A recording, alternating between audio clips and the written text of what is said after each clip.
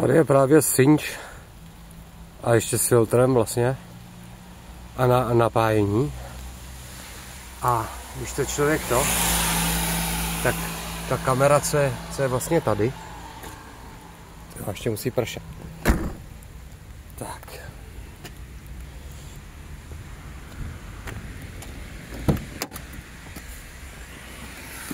A normálně funguje. Nevím, třeba něco vymyslíte. Jo, já to teda vypnu, aby tam nešlo napájení. Ještě i zrcátko.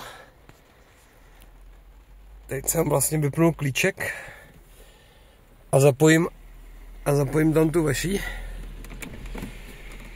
Do Citroena, no. A to budu muset zaslat.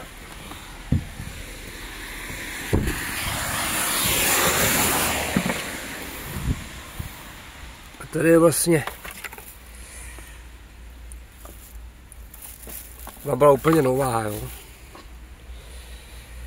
A zapojím to na ty dráty.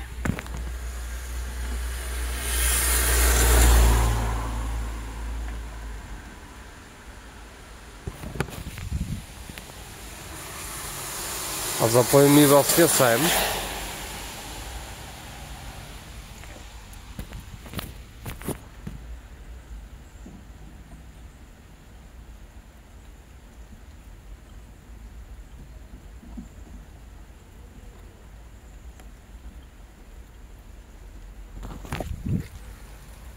Teď je tam vlastně to vaše.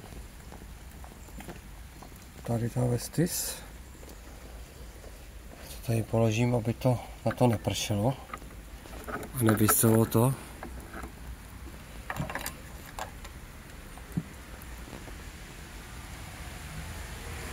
No, takže teď je to zapojený.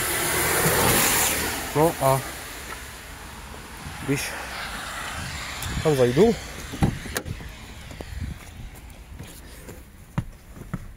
a zapnu klíček plus zpátečku a jenom signál, no, prostě bez signálu. Potom ta vaše. I když dám zpátečku znova, nic, prostě mrtvo, no. A zapojím tam zase zpátky tu svoji.